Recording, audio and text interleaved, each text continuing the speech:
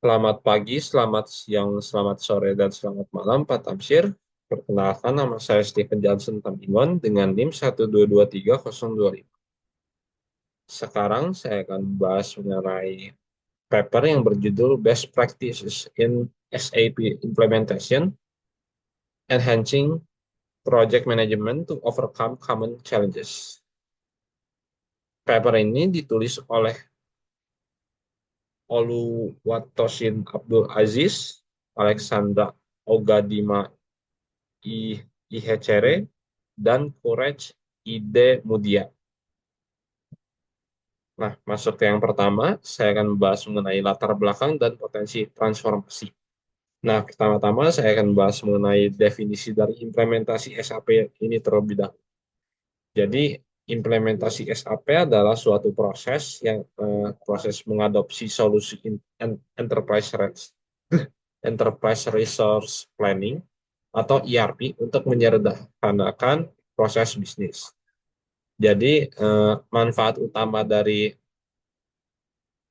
ERP ini adalah untuk memodernisasi operasi organisasi, lalu meningkatkan efisiensi dan optimalisasi alur kerja, dan meningkatkan kelincahan atau agility dalam merespons permintaan pasar.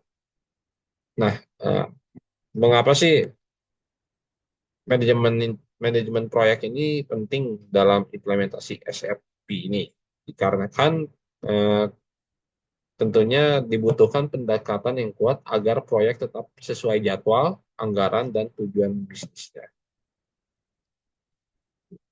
Selanjutnya saya akan membahas mengenai permasalahan dan tantangan umum pada kasus atau paper ini.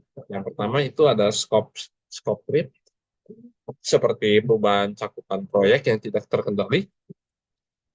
Lalu ada masalah finansial seperti pembengkakan anggaran atau budget of funds. Lalu ada hambatan teknis seperti migrasi data, integrasi antar sistem, dan custom code yang kompleks. Lalu yang selanjutnya itu ada faktor manusia seperti resistensi terhadap perubahan dan pelatihan pengguna yang tidak memadai. Nah, memetakan tantangan ini sejak awal memungkinkan tim fokus pada mitigasi proaktif atau pencegahan. Nah, selanjutnya saya akan membahas mengenai solusi yang diberikan oleh peneliti. Yang pertama itu ada solusi yang pertama itu perencanaan yang komprehensif. Jadi ya ini tuh berhubungan dengan perencanaan yang menyeluruh yang digunakan untuk mengurangi resiko teknis dan bisnis. Jadi fokus pada analisis kebutuhan, pemetaan fungsi, fase implementasi, dan alokasi sumber daya yang jelas. Nah, jadi yang pertama ada step-stepnya ya. Yang awal itu ada analisis kebutuhan. Jadi ya di sini ya melakukan analisis mendalam terhadap proses bisnis dan melibatkan pemangku kepentingan untuk mengidentifikasikan masalah utamanya. Lalu yang selanjutnya itu proses yang kedua itu pemetaan dan gap analysis. Jadi ini itu memetakan kebutuhan bisnis ke fungsionalitas SAP dan mengidentifikasikan celah atau gap yang memerlukan kustomisasi. Lalu yang ketiga adalah pendekatan bertahap. Jadi ini tuh membagi implementasi menjadi fase-fase yang kecil yang dapat dikelola untuk melihat kemajuan kemajuan yang bertahap gitu. Nah, lalu yang selanjutnya itu ada alokasi sumber daya. Jadi ya menetapkan peran yang jelas untuk manajer proyek, konsultan fungsional, ahli teknis, dan pengguna akhir atau end user.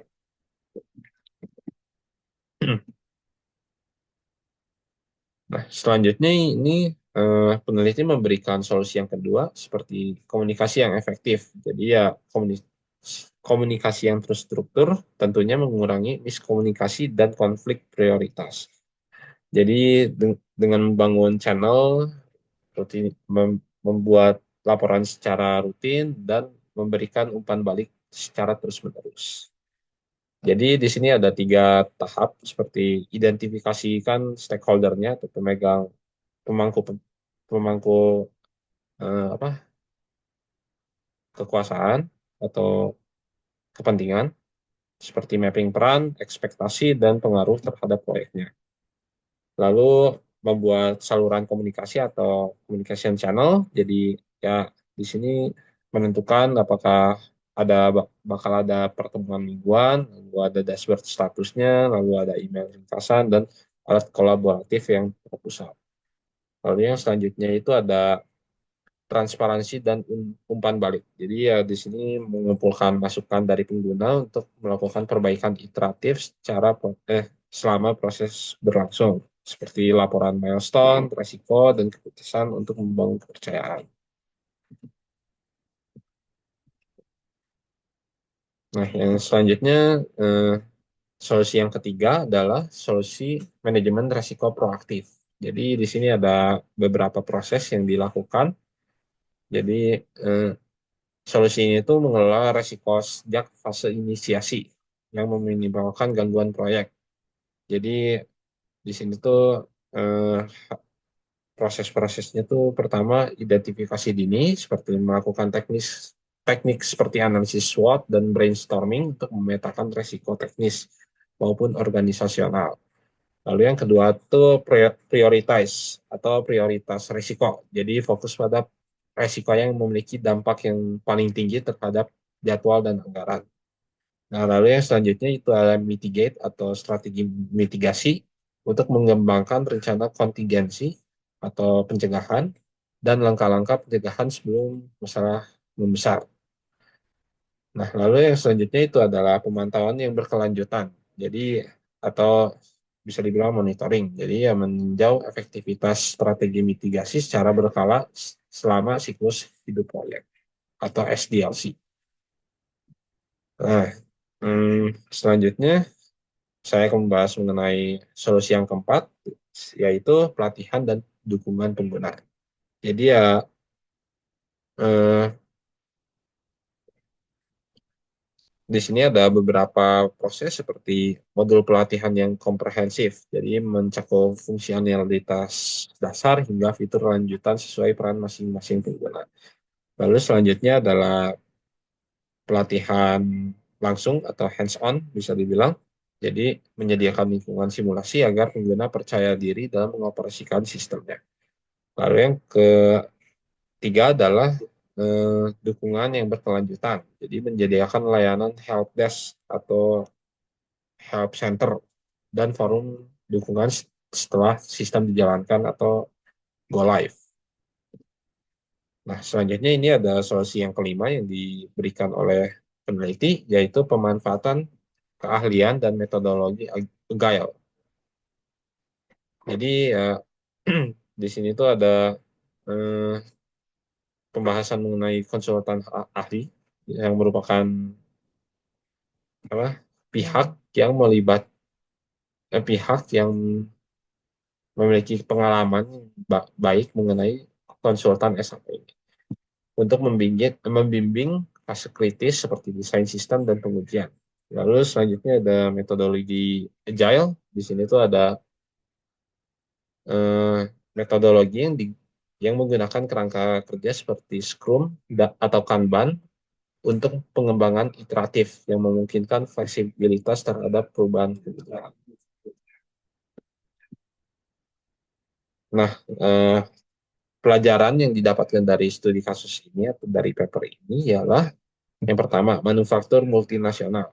Jadi, eh, peneliti ini berhasil mengatasi scope creep dengan menggunakan metodologi agile dan tinjauan rutin bersama stakeholders atau pemangku kepentingan. Nah, lalu yang kedua itu perusahaan retail global. Jadi ya peneliti ini itu bisa mengatasi konflik prioritas antar departemen melalui rencana komunikasi yang kuat dan manajer komunikasi yang khusus. Dan yang ketiga adalah organisasi layanan kesehatan. Jadi peneliti ini bisa mengatasi resistensi karyawan melalui strategi manajemen perubahan yang cakup lokakarya dan edukasi manfaat sistem.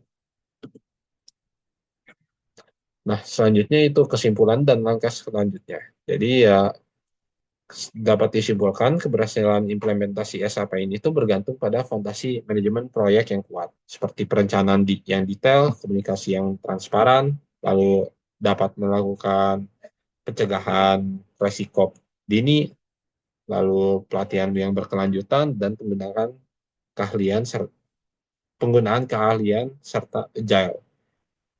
Nah, terdapat beberapa rekomendasi tindakan yang bisa dilakukan oleh perusahaan, seperti mulai dengan asesmen menyeluruh dan pemetaan gap, lalu menyusun rencana komunikasi dan governance yang jelas, lalu menerapkan mitigasi resiko dan monitor secara rutin, dan investasikan pada pelatihan dan dukungan pasca go live. Nah, outcome yang diharapkan ya tentu pengurangan pengurangan kegagalan proyek, kontrol biaya yang lebih baik, adopsi pengguna yang lebih tinggi, dan sistem SAP yang selaras dengan tujuan bisnis untuk meningkatkan efisiensi operasional. Sekian dari saya, maaf jika ada salah-salah kata. Terima kasih.